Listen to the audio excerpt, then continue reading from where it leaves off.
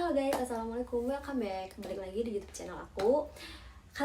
Di video kali ini aku pengen ngebahas tentang satu pertanyaan yang sering banget muncul di kolom komentar, terutama di video-video aku tentang menu MPASI bayi, yaitu sebenarnya boleh nggak sih nambahin susu UHT atau susu formula di menu MPASI?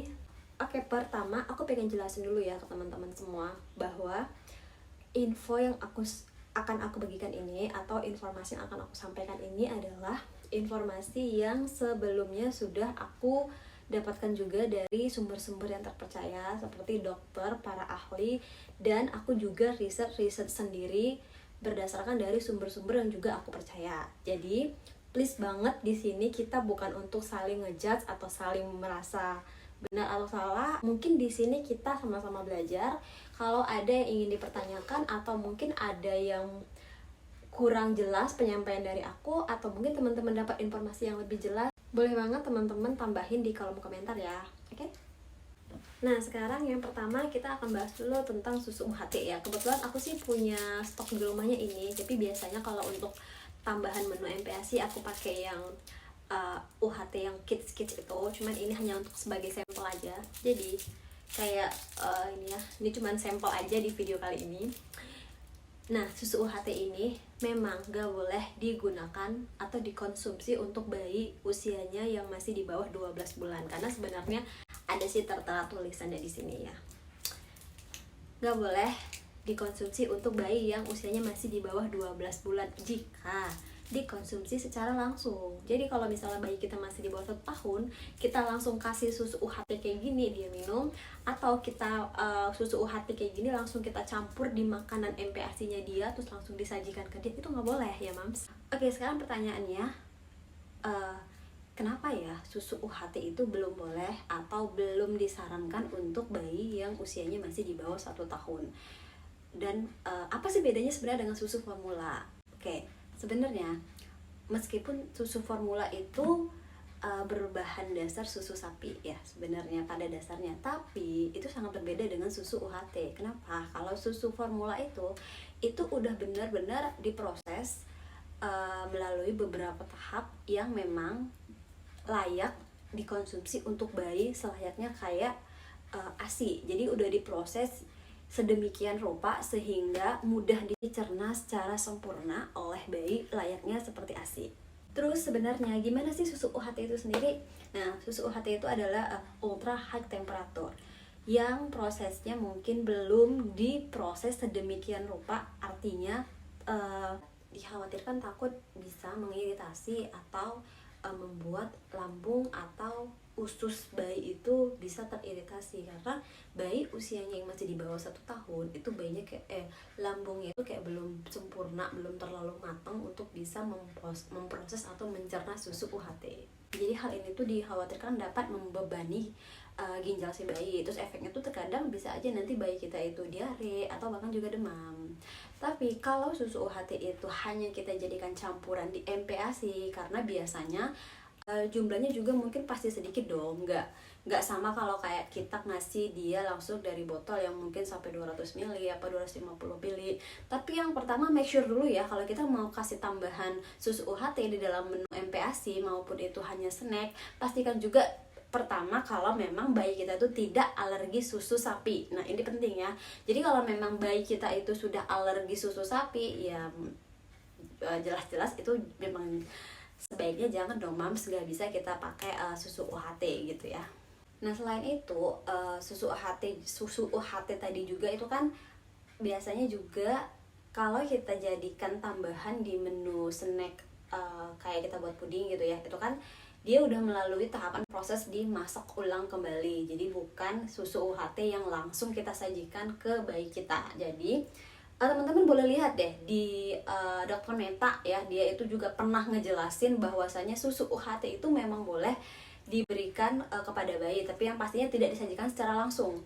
Kalau kita jadikan tambahan di menu MPASI-nya dengan ada proses masak ulang kayak gitu ya. Jadi kalau untuk jadi tambahan snack MPASI itu boleh.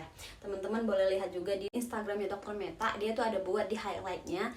Jadi itu boleh ya. Nah selain itu kayak aku sering lihat komentar atau pertanyaan dari kita semua gitu ya. Banyak yang khawatir susu UHT kalau seandainya dimasak ulang itu vitaminnya katanya banyak yang hilang ya, atau vitaminnya hilang semua atau sedikit hilang atau bla bla bla bla bla bla.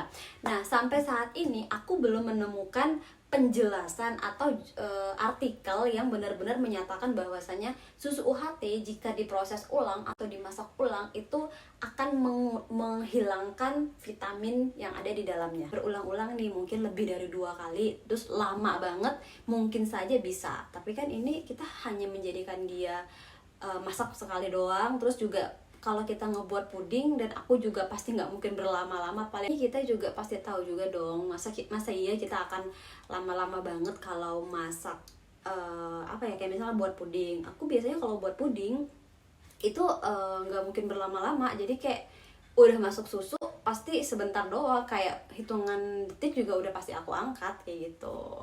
Jadi mams, intinya segala vitamin yang ada di susu UHT kayak magnesium, zinc, fosfor, selenium, terus vitamin D, vitamin A, dan vitamin B itu harusnya tetap baik-baik saja di dalam, jadi jangan khawatir.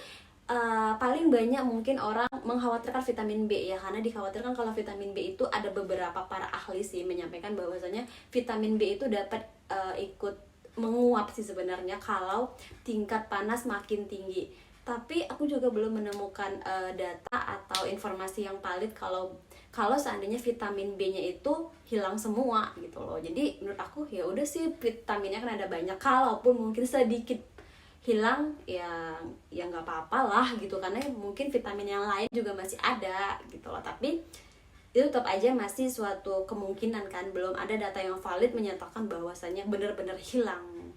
Terus bagaimana dengan susu formula? Lah kalau susu formula ya apa masalahnya? Susu formula terus ya jelas baik-baik saja dan boleh-boleh saja digunakan pada bayi ya, secara dia memang sudah susu yang memang aman untuk pencernaan bayi. Jadi biasanya kalau misalnya bayi kita nggak mau minum susu formula, kan ada tuh bayi-bayi yang susah banget minum susu formula, apalagi yang dia sudah ASI eksklusif gitu ya, udah biasa ASI. Kayak Zahrin dulu ya, Zahrin itu memang udah biasa ASI, kayak eksklusif ASI, cuma kan ya namanya juga orang tua kayak pingin banget sih rasanya ngasih dia susu formula. Maksudnya sih ya siapa tahu ada kandungan-kandungan atau vitamin-vitamin yang nggak didapetin di ASI, biar sedikit nambah dari susu formula. Nah biasanya makanya aku sering siasatin aja, ya udah untuk buat snack MPASI-nya itu aku tambahin dengan susu formula. Terus ada juga pertanyaan yang muncul, terus kalau ditambahin pakai ASI gimana bun? Ya nggak ada masalah. Aku juga pernah tanya ke para ahli, ya nggak masalah juga sih, boleh-boleh aja gitu.